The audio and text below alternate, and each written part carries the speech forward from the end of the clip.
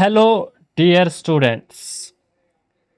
अभी हमने भारतीय राज्य व्यवस्था एवं अंतर्राष्ट्रीय संबंध यानी इंडियन पॉलिटी की जो पीडीएफ है वो शुरू की हुई है, जो कि खान सर के द्वारा पीडीएफ तैयार की गई है।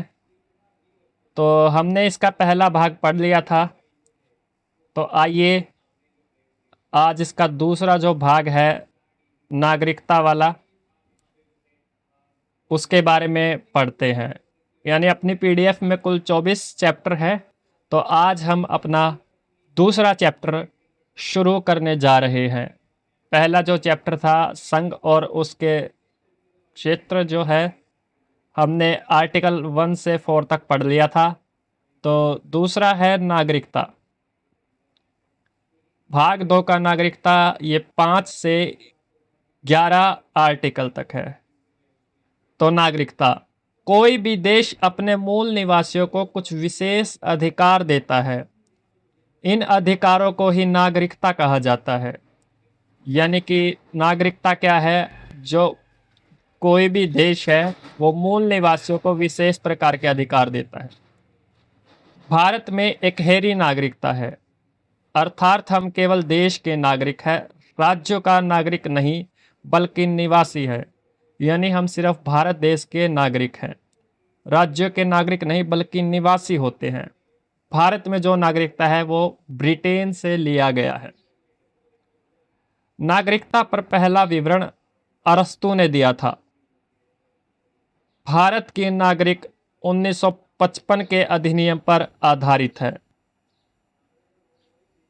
भारत में पहली बार संशोधन 1956 में किया गया था। यानी कि नागरिकता से संबंधित अगर संविधान की बात करें, संशोधन 1986 में किया गया था। नागरिक होने के कारण पैन कार्ड, आधार कार्ड दिया जाता है। यानी कि भारत के नागरिक को पैन कार्ड, आधार कार्ड दिया जाता है। गैर नागरिकों को यह सुविधाएं उपलब्ध नहीं होती है। यानी अभी तक हमने पढ़ा कि नागरिकता है, नागरिकता ब्रिटेन से लिया गया है। पहला विवरण अरस्तू ने दिया। और जो भारत की नागरिक है वो है जो 1955 के अधिनियम पर आधारित है। नागरिक होने के कारण पैन कार्ड, आधार कार्ड दिया जाता है। गैर नागरिकों को यह सुविधाएं नहीं है। जो आज हम चैप्टर पढ़ रहे हैं नागरिकता, वो अनुच्छेद 5 से 11 तक है। तो आइए अनुच्छेद 5 क्या कहता है। अनुच्छेद 5 कहता है, संविधान प्रारंभ में दी गई नागरिकता, अर्थात जब संविधान बना तो उन सभी लोगों को नागरिकता दी गई जो उस समय भारत के अंदर थे। यानी अनुच्छेद 5 कहता है कि जिस समय भारत में नागरिकता यानी कि संविधान प्रारंभ के समय नागरिकता दी जानी चाहिए थी, तो जो भी लोग भारत के अंदर रह रहे थे उन्हें भारत की नागरिकता दी गई।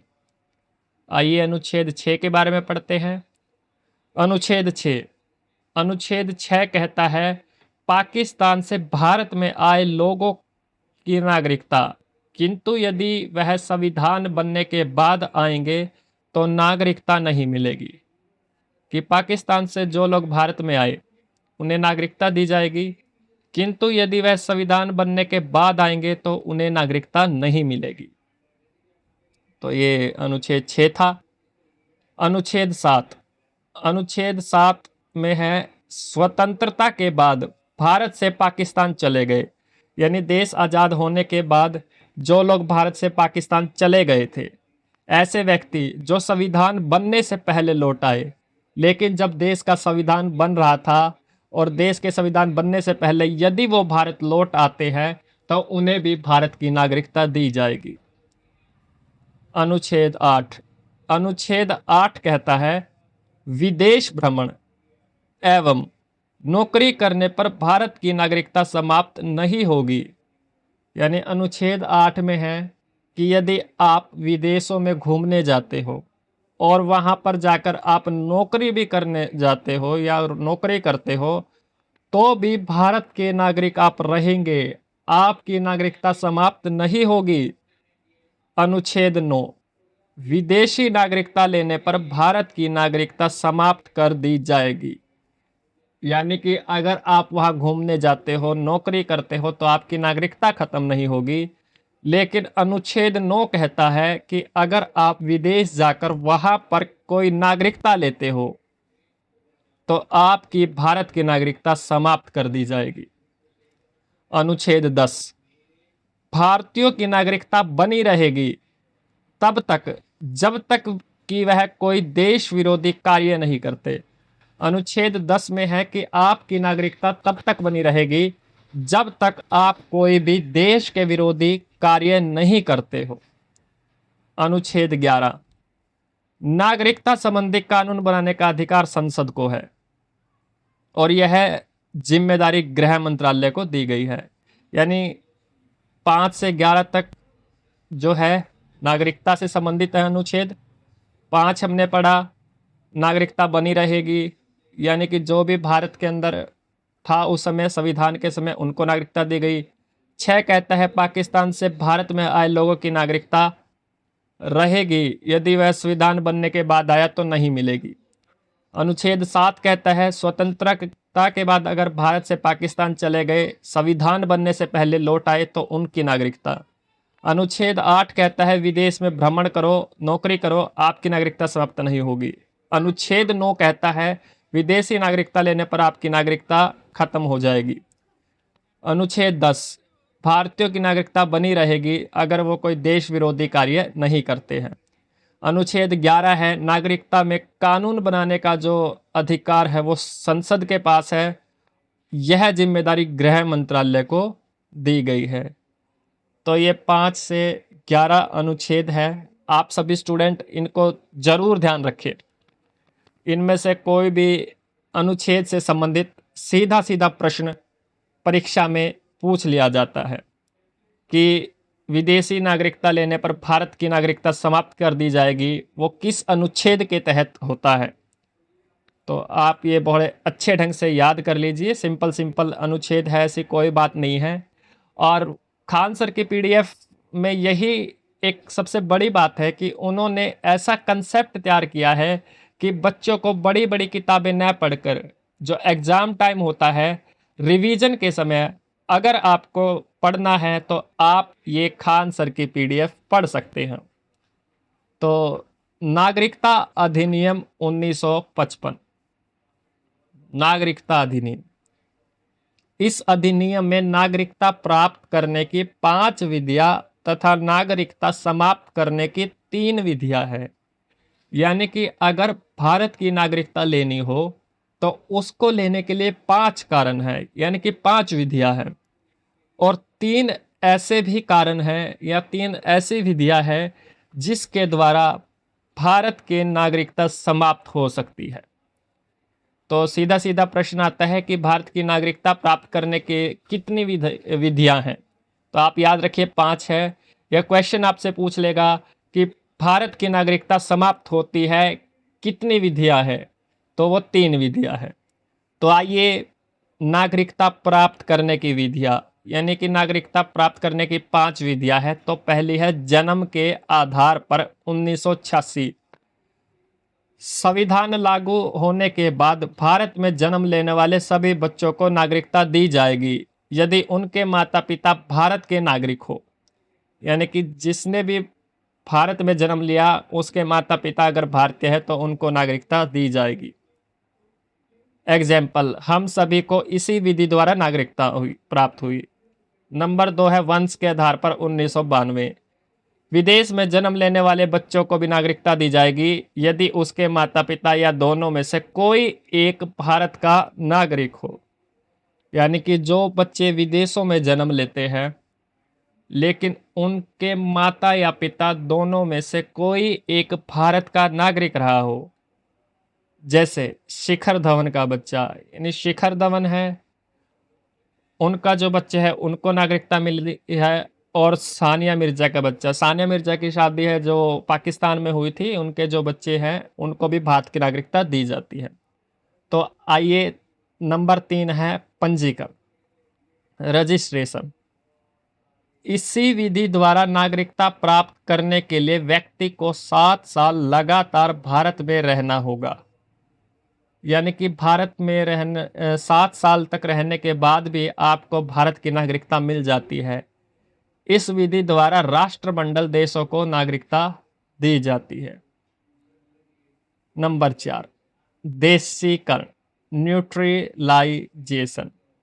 वैसा व्यक्ति जो भारत के कम से कम एक भाषा को जानता हो, यानी भारत की जितनी भी भाषाएं संविधान में लिखित है उसमें से कोई एक भाषा को अगर वो जानता हो, भारत के प्रति सकारात्मक सोच यानी कि पॉजिटिव सोच रखता हो, विज्ञान यानी साइंटिफिक की बात करें या कला यानी आर्ट की बात करें, उसमें वो पूरी तरह से निपुण हो यानी कि एक्सपर्ट हो, साथ ही लगातार भारत में 12 साल तक रहा हो और 12 साल तक वो भारत के अंदर रहा हो, तो उसे देशीकरण विधि द्वारा नागरिकता दी जाती है। एग्जाम्पल, मदर टेरेसा को भारत की नागरिकता। आइए नंबर 5 पढ़ते हैं। 4 हमने पढ़ लिए हैं, 5वां है अर्जित भूमि। किसी विदेशी राज्य को भारत में मिला लेने पर वहाँ के लोगों को नागरिकता दे दी जाएगी। यानी कि युद्धों के दौरान अगर कोई विदेशी राज्य को भारत में मिला लिया जाता है तो उसे वहाँ के लोगों को भी भारत की नागरिकता प्रदान की जाएगी। सिक्किम का भारत में इसी प्रकार से विलय किया गया था। तो सिक्किम जो था, सिक्किम की बात अगर करते हैं तो सिक्किम का भारत में विलय होने के बाद वहाँ के जो निवासी थे उनको भी ये नागरिकता दी गई थी। बांग्लादेश के परगने जिले की नागरिकता में कुछ संशोधन हुए, तो उन संशोधन के विषय में जरूर पढ़ते हैं क्योंकि क्वेश्चन संशोधन से संबंधित भी आ जाता है। तो पहला है, नागरिकता में पहला संशोधन हुआ 1986 ईस्वी में, दूसरा 1992 ईस्वी में, तीसरा 2005 में और चौथा हुआ 2015 में और पांचवा 2019 ईस्वी में संशोधन किया गया।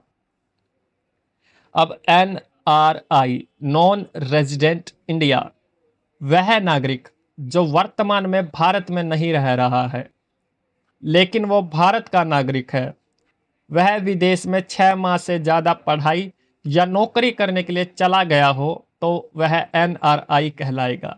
यानी NRI का सिंपल सा मतलब क्या होता है कि वह व्यक्ति जो अभी वर्तमान में भारत में नहीं रहता, नौकरी करने के लिए या पढ़ने के लिए भारत से बाहर 6 महीनों से ज़्यादा रह रहा है तो उसे NRI कहा जाता है। ओवरसीज नागरिकता, इसे 2005 में लक्ष्मीमल सिंघवी समिति द्वारा जोड़ा गया। तो ये समिति है, ये जरूर याद कर लेना, पेपर में ये पूछा जाता है। ये बड़े बड़े उद्योगपतियों को दिया जाता है जो विदेशी नागरिकता ग्रहण कर लिए है। इस नागरिकता को प्राप्त करने वाला व्यक्ति बिना वीजा के भारत आ सकता है। यानी कि जिसको ये मिल जाती है नागरिकता तो वो बिना वीजा के भारत में आ सकता है, उसका वीजा आजीवन मान्य रहता है। हमने पढ़ा कि नागरिकता प्राप्त करने की 5 विधियां थी, पांचों हमने डिस्कस की।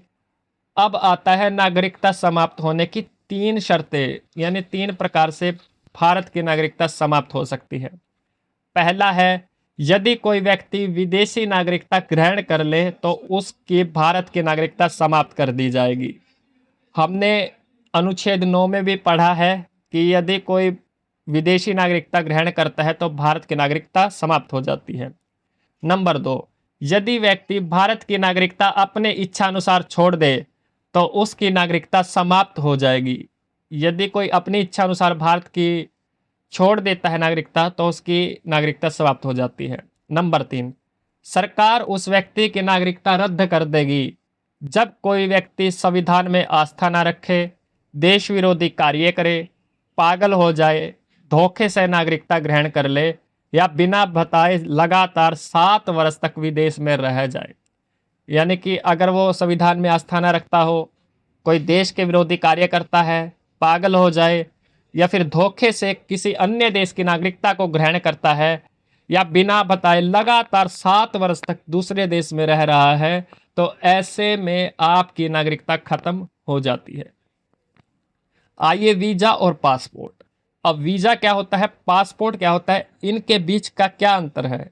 वीजा किसे कहते हैं, पासपोर्ट किसे कहते हैं, इनके बारे में पढ़ते हैं। वीजा, किसी दूसरे देश में जाने के लिए अनुमति की आवश्यकता होती है, इस अनुमति को ही वीजा कहते हैं।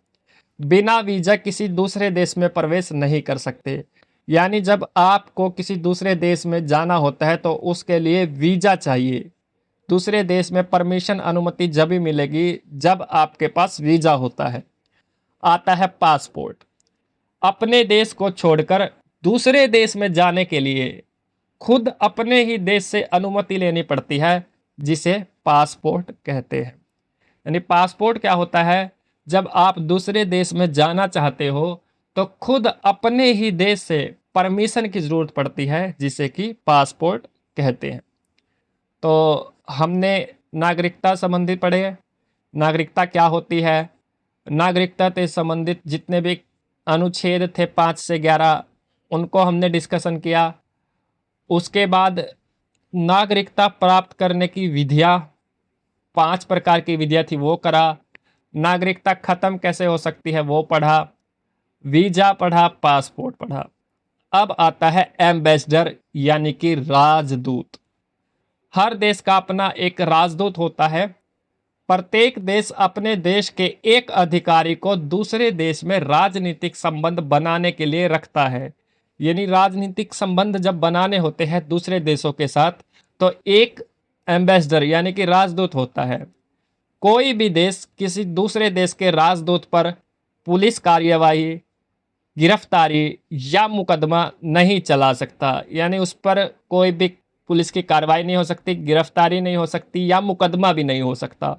यह व्यवस्था वियना समझौते के तहत किया गया।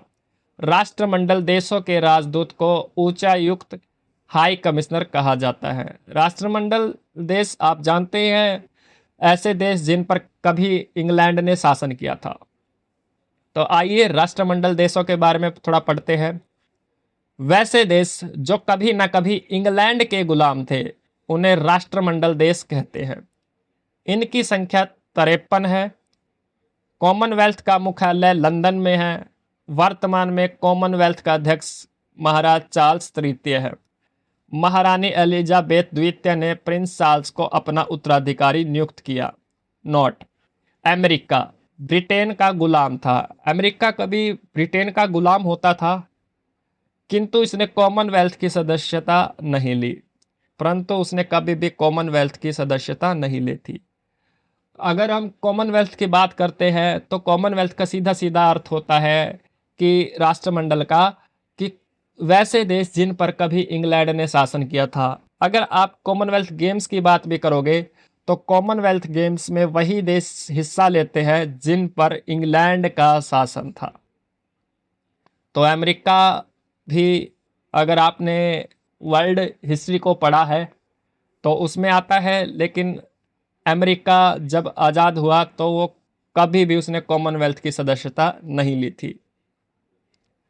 आइए अब कुछ थोड़ा CAA यानी कि सिटीजनशिप अमेंडमेंट एक्ट 2019, नागरिकता संशोधन अधिनियम। NRC क्या होता है, CAA क्या होता है, क्या ये है, इनके बारे में भी थोड़ा पढ़ते हैं। यह भारत की संसद द्वारा पारित एक अधिनियम है। यानी कि CAA नागरिकता संशोधन अधिनियम, यह संसद द्वारा पारित एक अधिनियम है, जिसके द्वारा सन 1955 का नागरिकता कानून को संशोधित करके यह व्यवस्था की गई कि 31 दिसंबर 2014 के पहले पाकिस्तान, अफगानिस्तान और बांग्लादेश, 3 देश दिए गए हैं, पाकिस्तान, अफगानिस्तान और बांग्लादेश, से धार्मिक प्रताड़ना वाले अल्पसंख्यक, यानी कि वहाँ पे धार्मिक प्रताड़ना के बाद जो अल्पसंख्यक थे, या वो हिंदू हो, बौद्ध हो, सिख हो, जैन हो, पारसी हो एवं ईसाई, को भारत की नागरिकता प्रदान की जाएगी। इन सभी को भारत की नागरिकता दी जाएगी। इस विधेयक में भारतीय नागरिकता को प्राप्त करने के लिए आवश्यक 11 वर्ष तक भारत में रहने की शर्त में छूट देते हुए इस अवधि को 5 साल तक बढ़ाया था। तो CAA हमने बहुत अच्छे ढंग से पढ़ा है। NRC क्या है, नेशनल रजिस्टर ऑफ सिटीजन्स, राष्ट्रीय नागरिक रजिस्टर। भारत के राष्ट्रीय नागरिक पंजी भारत सरकार द्वारा निर्मित एक पंजी है जिनमें उन भारतीय नागरिकों के नाम हैं जो असम के वास्तविक वैध नागरिक हैं। यह पंजी विशेष रूप से असम के लिए ही बनाई गई थी। जब पाकिस्तान और बांग्लादेश में लड़ाई चल रही थी तो बहुत से लोग वहां से भागकर भारत चले आए। ये सभी लोग धार्मिक प्रताड़ित नहीं बल्कि अपने ही देश के लोगों द्वारा प्रताड़ित थे। इस पर सुप्रीम कोर्ट ने 2013 में कहा था कि आप एनआरसी लाइए और जो व्यक्ति 24 मार्च 1971 से पहले भारत आए उन्हें एनआरसी के तहत नागरिकता दे दी जाए। तो जब पाकिस्तान और बांग्लादेश के बीच लड़ाइयाँ हो रही थी, यानी कि जब बांग्लादेश का गठन हो रहा था, तो कुछ लोग वहाँ से भागकर बांग्लादेश से अपनी जान बचाने के लिए भारत के कुछ इलाकों के अंदर आने लग गए थे और फिर वहाँ आने लगे तो वो वहीं पर रह गए, तो उन्हें भी भारत की नागरिकता प्रदान की गई, जिन्हें एनआरसी के तहत नागरिकता दी गई। 2015 में एनआरसी का रजिस्टर बनने लगा। एनआरसी में रजिस्टर्ड होने के लिए 2 लिस्ट को मिलाकर कुल 30 डॉक्यूमेंटों में से किसी एक का होना आवश्यक है। यदि आपके पास कोई भी डॉक्यूमेंट नहीं है तो 4 महीनों का समय आपको दिया जाएगा। आपको 4 माह के अंदर अपने आप को साबित करना पड़ेगा। यानी कि कुल 30 डॉक्यूमेंट थे, उसमें से आपके पास यदि एक भी नहीं है तो 4 महीने का समय आपको दिया गया है। वो 4 महीनों के अंदर अपने आप को साबित करना पड़ता है। यदि आप 4 महीनों के अंदर साबित नहीं कर पाए तो आपको डिस्ट्रिक्ट कोर्ट जाना पड़ेगा। यदि डिस्ट्रिक्ट कोर्ट आपको साबित नहीं करता है तो आप हाई कोर्ट एवं सुप्रीम कोर्ट जा सकते हैं, जाना पड़ेगा। यदि हाई कोर्ट एवं सुप्रीम कोर्ट भी आपको साबित नहीं करता है तो आपकी नागरिकता समाप्त कर दी जाएगी और आपको डिटेक्शन सेंटर में भेज दिया जाएगा। CAA हमने पढ़ा, NRC हमने पढ़ लिया। अब आता है NPR यानी कि नेशनल पॉपुलेशन रजिस्टर। तो ये है राष्ट्रीय जनसंख्या रजिस्टर, राष्ट्रीय जनसंख्या रजिस्टर NPR देश के निवासियों का एक रजिस्टर है। इसे नागरिकता अधिनियम 1955 और नागरिकता नियम 2003 के प्रावधानों के आधार पर स्थानीय, ग्राम पंचायत, तहसील, राज्य और राष्ट्रीय स्तर पर तैयार किया गया। आपका परिवार कितना है और कौन व्यक्ति कहाँ रहते हैं, इस आधार पर NPR बनेगा। इससे जनसंख्या की गणना की जाएगी। NPR के बाद जनगणना का सही आंकड़ा मिलेगा। तो अब सामान्य तथ्य यानी कि जो याद रखने योग्य बातें होती है, वन लाइनर क्वेश्चंस आप इनको बोलते हैं, क्योंकि एग्जाम में सीधा सीधा क्वेश्चन इनसे पूछ लिया जाता है। तो आपको ये क्वेश्चंस याद रखने हैं क्योंकि एग्जाम में इनसे लगातार प्रश्न बनते हैं। तो पढ़ते हैं। भारतीय संविधान के भाग 2 में अनुच्छेद 5 से 11 तक नागरिकता से संबंधित प्रावधानों का उल्लेख है। सीधा क्वेश्चन पूछेगा नागरिकता से संबंधित प्रावधान कौन से भाग में है, या फिर पूछ लेगा कि किस अनुच्छेद में है। तो भाग 2 अनुच्छेद 5 से 11 में नागरिकता से संबंधित प्रावधान है। भारत में संसद की नागरिकता संबंधी कानून बनाने का अधिकार है। यानी कानून संबंधी अगर नागरिकता से संबंधित कोई भी कानून बनाना है तो वो अधिकार संसद के पास होता है। लोकसभा एवं राज्य विधानसभा के निर्वाचन हेतु मत देने तथा संसद एवं राज्य विधानमंडल की सदस्यता का अधिकार केवल भारतीय नागरिकों को प्राप्त है। यानी कि लोकसभा और राज्य विधानसभा की बात करें, वहाँ पे वोट देना हो गया। ये संसद की बात कर ले, राज्य विधानमंडल की सदस्यता का अधिकार केवल भारतीय नागरिकों को ही प्राप्त है। नागरिकता अधिनियम 1955 के अनुसार जन्म से वंशानुगत पंजीकरण द्वारा, देशीयकरण द्वारा, क्षेत्र सम्मिलित होने के आधार पर ही नागरिकता प्राप्त की जा सकती है। यानी भारत की नागरिकता प्राप्त करने के लिए हमने पहले ही पढ़ा था थ्योरी में कि 5 ऐसी विधियां हैं जिससे भारत की नागरिकता दी जाती है, वो हम पढ़ चुके हैं। अनुच्छेद 11 संसद को नागरिकता के संबंध में विधि बनाने के लिए शक्ति प्रदान करता है। यानी अनुच्छेद 11 है जो वो संसद को नागरिकता के संबंध में कानून बनाने का अधिकार देता है। अनुच्छेद 15, 16, 19, 29 तथा 30 के अंतर्गत मूल अधिकार केवल भारतीय नागरिकों को ही प्राप्त है। तो ये क्वेश्चन बहुत बार आता है कि मूल अधिकार केवल भारतीयों को प्राप्त है, तो वो कौन से है? 15, 16, 19, 29 तथा 30। भारत में इकहरी या एकल नागरिकता का प्रावधान है और जो ये नागरिकता है वो ब्रिटेन से ली गई है। तो ये याद रखना है कि भारत के अंदर एकल नागरिकता है जो कि ब्रिटेन से ली गई है।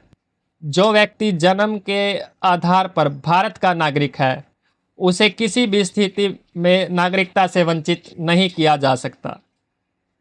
यानी कि जन्म जिसका भारत में हुआ है तो उसे तो नागरिकता से वंचित किया ही नहीं जा सकता। नागरिकता संशोधन अधिनियम 2015 के द्वारा PIO कार्डों को OCI कार्डों का ही दर्जा प्राप्त होगा। तो बहुत सी बातें हैं याद रखने के लिए, पेपर में सीधे सीधे इनसे क्वेश्चन बनते हैं कि संसद है उसको नागरिकता के संबंध में कानून बनाने का अधिकार है तो वो किस अनुच्छेद के तहत है, या 5 प्रकार की विधियां हैं या 3 प्रकार के ऐसी विधियां हैं जिससे आपकी नागरिकता समाप्त हो सकती है। तो आपको ये बहुत अच्छे ढंग से क्वेश्चन याद रखने हैं। भारत में ब्रिटेन के समान इकहरी या एकल नागरिकता का प्रावधान है। अमेरिका और स्विट्जरलैंड में दोहरी नागरिकता का प्रावधान है। तो आप याद रखें, भारत की जो नागरिकता है वो ब्रिटेन से ली गई है जहां एकल नागरिकता है, और अमेरिका अगर स्विट्जरलैंड की बात करें तो वहां पे दोहरी नागरिकता है। नागरिकता संशोधन अधिनियम 2019 के तहत बांग्लादेश, पाकिस्तान और अफगानिस्तान से आने वाले हिंदू, सिख, बौद्ध, जैन, फारसी और ईसाई धर्म से संबंध रखने वालों को भारतीय नागरिकता देने का प्रावधान है। अमेरिका का राष्ट्रपति बनने के लिए जन्म से अमेरिका का नागरिक होना चाहिए, जबकि भारत का राष्ट्रपति बनने के लिए ऐसा कोई प्रावधान नहीं है।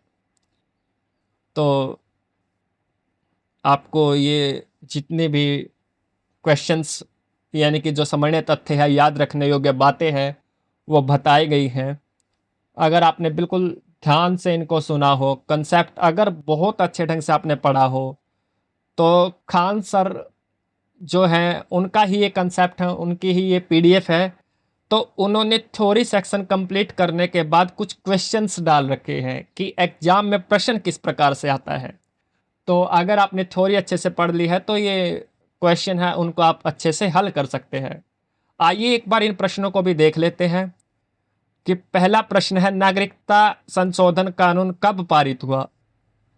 ऑप्शन ए है 11 दिसंबर 2018, ऑप्शन बी 11 दिसंबर 2019, ऑप्शन सी 11 अक्टूबर 2019, ऑप्शन डी 11 अक्टूबर 2020, या ऑप्शन ए उपयुक्त में से कोई नहीं। प्रश्न नंबर 2, निम्नलिखित में से क्या भारत का नागरिक बनने के लिए आवश्यक नहीं है? यानी भारत के नागरिक बनने के लिए क्या चीज जरूरी नहीं है? ऑप्शन ए वंशानुक्रम, ऑप्शन बी जन्म, ऑप्शन सी अधिगृहित संपत्ति, ऑप्शन डी देशीयकरण। अगर आपने 5 जो विधियां थी वो पढ़ी है तो आप ये क्वेश्चन का आंसर अच्छे से दे सकते हो। ऑप्शन ए है उपयुक्त में से कोई नहीं। प्रश्न नंबर 3, भारतीय नागरिकता नहीं प्राप्त की जा सकती, यानी कौन सा ऐसा तरीका है जिसके कारण भारत की नागरिकता प्राप्त नहीं हो सकती? ऑप्शन ए जन्म द्वारा, ऑप्शन बी देशीयकरण, ऑप्शन सी किसी भूभाग के सम्मेलन द्वारा, ऑप्शन डी भारतीय बैंकों में धन जमा करके, ऑप्शन ए उपयुक्त में से कोई नहीं। तो आप इन प्रश्नों को हल करने का प्रयास कीजिए। तो प्रश्न नंबर 4, भारत में कौन से पद के लिए जन्म से भारत का नागरिक होना जरूरी है? ऑप्शन ए राष्ट्रपति, ऑप्शन बी प्रधानमंत्री, ऑप्शन सी मुख्य निर्वाचन आयुक्त, ऑप्शन डी उप राष्ट्रपति। प्रश्न नंबर 5, निम्नलिखित में से कौन सा अनुच्छेद संसद को नागरिकता के संबंध में विधि बनाने के लिए शक्ति प्रदान करता है। तो हमने थ्योरी में भी पढ़ा है, ऊपर समझने तथ्य में पढ़ा है कि संसद को नागरिकता के विषय में कानून बनाने का अधिकार है। तो वो कौन से अनुच्छेद के तहत है? ऑप्शन ए अनुच्छेद 8, ऑप्शन बी अनुच्छेद 9, ऑप्शन सी अनुच्छेद 10 या ऑप्शन डी अनुच्छेद 11 या ऑप्शन ई उपरोक्त में से कोई नहीं। प्रश्न नंबर 6, नागरिकता अधिनियम 1955 के अनुसार भारत की नागरिकता कितने तरीकों से प्राप्त की जा सकती है? तो बार बार ये प्रश्न आ रहे हैं और पेपर में आता भी है। अगर नागरिकता से संबंधित कोई भी प्रश्न पूछा जाता है तो ज़्यादातर यही प्रश्न पूछा जाता है कि भारत की कितने प्रकार से नागरिकता प्राप्त की जा सकती है, यह कितने प्रकार से भारत की नागरिकता समाप्त हो जाती है। तो ऑप्शन ए है 3, ऑप्शन बी है 4, ऑप्शन सी है 5, ऑप्शन डी है 6 या ऑप्शन ई उपयुक्त में से कोई नहीं। तो प्रश्न नंबर 7 की बात करते हैं। किसी भारतीय नागरिक को किसी भी दशा में भारत की नागरिकता से वंचित नहीं किया जा सकता यदि वह, कि भारत के नागरिक को किसी भी दशा में भारत की नागरिकता से वंचित नहीं किया जा सकता है। तो वे कौन कौन से हैं? तो ऑप्शन ए है उद्भव या वंश से नागरिक है, बी देशीयकरण से नागरिक है, ऑप्शन सी जन्म से नागरिक है, ऑप्शन डी वह भारतीय सशस्त्र सेना में कार्यरत है, ऑप्शन ई उपयुक्त में से कोई नहीं। प्रश्न नंबर 8, किस देश में दोहरी नागरिकता का सिद्धांत स्वीकार किया गया है? Option A Bharat, option B Canada, option C Australia, option D संयुक्त राज्य अमेरिका। तो कौन सा ऐसा देश है जहां पर दोहरी नागरिकता है? ऑप्शन को प्रश्न नंबर 9 है, भारत में नागरिकता की निम्नलिखित विशेषताओं में कौन सी सही है? यानी कि भारत में अगर नागरिकता की बात करें तो कौन सा सही है? ऑप्शन ए राज्य तथा राष्ट्र की दोहरी नागरिकता, ऑप्शन बी राज्य की एकल नागरिकता, ऑप्शन सी संपूर्ण भारत की एकल नागरिकता, ऑप्शन डी भारत और अन्य देशों की दोहरी नागरिकता। प्रश्न नंबर 10, नागरिकता 5 प्रकार से प्राप्त किया जा सकता है, इसको समाप्त कितने प्रकार से किया जा सकता है? तो हम इसके बारे में बहुत अच्छे ढंग से पढ़ चुके हैं, सभी स्टूडेंट इसका आंसर जानते ही हैं। तो बस आपको पीडीएफ को अच्छे से पढ़ना है और अच्छे से सुनना है, तो आप इन प्रश्नों को बहुत अच्छे ढंग से हल कर सकते हो। आइए प्रश्न 11 पढ़ते हैं। निम्न में कौन नागरिकता के अर्जन हेतु शर्तों को नियत करने के लिए सक्षम है? ऑप्शन ए चुनाव आयोग, ऑप्शन बी राष्ट्रपति, ऑप्शन सी संसद एवं राज्यों की विधानसभाएं सम्मिलित रूप से, ऑप्शन डी संसद।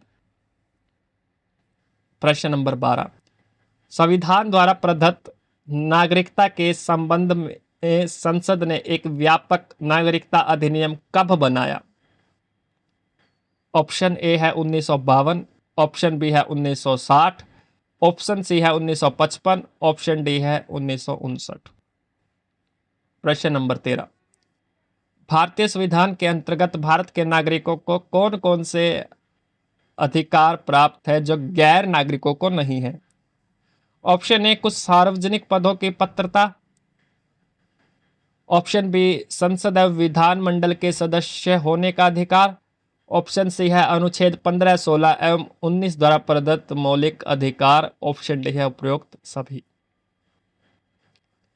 प्रश्न नंबर 14, भारतीय संविधान में नागरिकता के प्रावधान कब लागू हुए? Option A 1949, option B 1950, option C 1951, option D 1952। प्रश्न नंबर 15, निम्न में से किस स्थिति में किसी व्यक्ति को भारतीय नागरिकता से वंचित नहीं किया जा सकता है? तो ऑप्शन ए है निर्वाचन के दौरान, ऑप्शन बी है आपातकाल दौरान, ऑप्शन सी है युद्धों के दौरान, ऑप्शन डी है उपरोक्त सभी। प्रश्न नंबर 16, भारत में एकल नागरिकता की अवधारणा अपनाई गई है। जब हमने नागरिकता का जो चैप्टर था वो शुरू किया था, तो हमने नागरिकता को जब पढ़ना शुरू किया तो उसमें शुरू में ही बता दिया गया था कि भारत के अंदर एकल नागरिकता है, और एकल नागरिकता जो है वो ब्रिटेन से ली गई है, यानी इंग्लैंड से ली गई है। तो आप थ्योरी को बहुत अच्छे ढंग से पढ़ो। जो खान सर ने थ्योरी दी गई है उसमें बिल्कुल बेसिक कंसेप्ट दिया गया है। तो आप अगर इन थ्योरी को ध्यान से पढ़ते हो तो आपका बहुत अच्छा कंसेप्ट तैयार होगा, आप क्वेश्चन को इजीली ढंग से कर सकते हो। प्रश्न नंबर 17, भारतीय संविधान के किस अनुच्छेद के तहत संसद को भविष्य में नागरिकता के संबंध में कानून बनाने का अधिकार प्रदान किया गया है? ये क्वेश्चन भी बार बार आ रहा है, और हमने बहुत अच्छे से इसको डिस्कस भी किया था पहले कि कौन सा अनुच्छेद है जिसके तहत संसद को कानून बनाने का अधिकार है नागरिकता के विषय में। 18, पाकिस्तान से आकर भारत में नागरिकता प्राप्त करने संबंध प्रावधान का वर्णन निम्नलिखित में से किस अनुच्छेद में वर्णित है? यानी पाकिस्तान से जब भारत में नागरिकता प्राप्त करना है तो किस अनुच्छेद के तहत है? ऑप्शन ए अनुच्छेद 6, ऑप्शन बी अनुच्छेद 7, ऑप्शन सी अनुच्छेद 9, ऑप्शन डी अनुच्छेद 10। प्रश्न नंबर 19, एक व्यक्ति नागरिकता के अधिकार कैसे खो सकता है? एक कारण हो सकता है। ऑप्शन ए, एक व्यक्ति दूसरे देश की नागरिकता ले ले। ऑप्शन सी, एक व्यक्ति बहुराष्ट्रीय कंपनी यानी कि मल्टीनेशनल कंपनी में काम करता है। ऑप्शन सी, एक व्यक्ति राज्य के कर्तव्य का प्रदर्शन नहीं करता। ऑप्शन डी, एक व्यक्ति किसी दूसरे देश में 2 महीनों के लिए चला जाता है। तो ऐसा कौन सा कारण है कि भारत का नागरिक अधिकारों को कैसे खो सकता है? तो ये 4 ऑप्शन आपके सामने हैं, तो आप इनके जवाब देने का प्रयास कीजिए। अगर नहीं भी दे पाते हैं तो बाद में आपके लिए आंसर की जो खान सर है उन्होंने इन क्वेश्चनों की दी गई है। तो अगर आप चाहते हैं कि हमारा जो कंटेंट आपको अच्छा लग रहा है, अगर आप चाहते हैं कि हम और वीडियो, हर सब्जेक्ट की वीडियो आप तक पहुंचाए, आपकी इन कंसेप्ट से अच्छी तैयारी हो, यानी सभी सब्जेक्ट की पीडीएफ को आप पढ़ना चाहते हैं, तो हमारा चैनल है खान सर पीडीएफ के नाम से, यूट्यूब पे भी है और फेसबुक पे भी है। आप इस चैनल्स को फॉलो और सब्सक्राइब किए, आपके पास हर वीडियो की डिटेल आपके पास मिल जाएगी। तो हम सभी सब्जेक्ट की पीडीएफ आपको पढ़ा देंगे। प्रश्न नंबर 20, नागरिकता प्राप्त करने के लिए शर्तें निर्धारित करने वाला सक्षम निकाय कौन सा है? तो इसके बारे में भी आप बता सकते हैं। प्रश्न 21, भारतीय संविधान निम्न में से कौन सी नागरिकता प्रदान करता है? ये भी पढ़ चुके हैं, दोहरी नागरिकता, एकल नागरिकता, राज्य की नागरिकता, ए बी दोनों। प्रश्न नंबर 22, संसद द्वारा पारित नागरिकता अधिनियम 1955 के द्वारा नागरिकता प्राप्ति हेतु तरीके नहीं है। ए जन्म के आधार पे, बी वंशानुगत, ऑप्शन सी देशीयकरण, या ऑप्शन डी इनमें से कोई नहीं। प्रश्न नंबर 23, सत्य चुने, यानी सही का चुनाव करना है। ऑप्शन ए, भारतीय संविधान में नागरिकता की परिभाषा दी गई है। ऑप्शन बी, भारतीय संविधान में नागरिकता की परिभाषा नहीं दी गई है। ऑप्शन सी, भारतीय संविधान में नागरिकता की परिभाषा स्पष्ट नहीं दी गई है। ऑप्शन डी, राज्य सरकार भी नागरिकता प्रदान कर सकती है। तो आपको इनमें से सही का चुनाव करना है। प्रश्न नंबर 24, भारतीय संविधान के अनुसार नागरिकता के अधिकारों का बना रहना किस अनुच्छेद के अनुसार है? यानी आपके जो नागरिकता का अधिकार है बना रहेगा, वो किस अनुच्छेद के अंदर है? Option A 9, option B 10, option C 11, option D 8। तो प्रश्न नंबर 25 पढ़ते हैं। आप देख सकते हैं साइड में आंसर की आपको दी गई है, कोई भी प्रश्न नहीं आता है तो। प्रश्न नंबर 25, भारतीय संविधान में नागरिकता की परिभाषा किस अनुच्छेद में दी गई है? Option A 5, option B 7, option C 9, option D इनमें से कोई नहीं। प्रश्न नंबर 26, किस समिति ने प्रवासी भारतीय दिवस 9 जनवरी को मनाने की सिफारिश की? ए लोढ़ा समिति, बी सिंघवी समिति। तो सभी जानते हैं कि 9 जनवरी को प्रवासी भारतीय दिवस मनाया जाता है, तो इसको मनाने की सिफारिश किसने की थी? लोढ़ा समिति, सिंघवी समिति। तो ऑप्शन सी है नाथुराम मिर्धा समिति, ऑप्शन डी है एमडी समिति। प्रश्न नंबर 27, नागरिकता का प्रावधान भारतीय संविधान के किस भाग में व किस अनुच्छेद में है? तो अलग अलग भी पेपर में पूछ लेते हैं, कभी कभी एक साथ भी पेपर में पूछ लिया जाता है। ऑप्शन ए भाग 3 अनुच्छेद 12 से 17, ऑप्शन बी भाग 2 अनुच्छेद 5 से 11। जो आज हमारा टॉपिक है हम यही पढ़ रहे हैं, तो नागरिकता के विषय में भाग 2 अनुच्छेद 5 से 11 में नागरिकता का वर्णन है। ऑप्शन सी भाग 2 अनुच्छेद 5 से 8 दिया गया है, ऑप्शन डी इनमें से कोई नहीं। 28वां प्रश्न, नागरिकता अधिनियम 1955 के अंतर्गत पंजीकरण द्वारा भारतीय नागरिकता प्राप्त करने के लिए भारतीय मूल के व्यक्तियों को भारत में कितने वर्ष बिताने होंगे? यानी कि कितने वर्षों के बाद भी भारत की नागरिकता दी जाती है, ये भी हम पढ़ चुके हैं। 7 वर्ष इसमें था, पहले भी प्रश्न आया है, सामान्य तथ्यों में भी हमने पढ़ा है, और अगर हम पहले बात करते हैं भारत की नागरिकता के समय भी हमने इनको पढ़ लिया था। तो आंसर की आपके सामने है, प्रश्नों को हल करने के लिए इनकी भी जरूरत पड़ सकती है। कई कबार कोई प्रश्न नहीं आता है, आपको देखना हो तो आप देख सकते हो। बीपीएससी मेंस में पूछे गए एवं संभावित प्रश्न। तो बीपीएससी मेंस में एक लिखित परीक्षा होती है, उसमें नागरिकता से संबंधित किस प्रकार के प्रश्न आपको देखने को मिलते हैं, यह इस तरह के प्रश्न आ सकते हैं। तो प्रश्न 1 है, किस प्रकार कोई विदेशी व्यक्ति भारत की नागरिकता प्राप्त करता है? इस संबंध में संवैधानिक प्रावधानों का उल्लेख करते हुए उदाहरण सहित उत्तर दीजिए। प्रश्न 2, भारत के मूल नागरिक तथा अनिवासी भारतीयों के बीच अंतरों को बताइए, साथ ही नागरिकता अधिनियम 2019 के प्रमुख संशोधनों पर प्रकाश डालिए। तो इस प्रकार के प्रश्न हैं वो पूछ ले जाते हैं। तो यहाँ हमारा जो भाग 2 है नागरिकता से संबंधित, अनुच्छेद 5 से 11 जिसमें है वो पूरा होता है। तो उम्मीद है आपको हमारा ये कंसेप्ट अच्छा लगा होगा।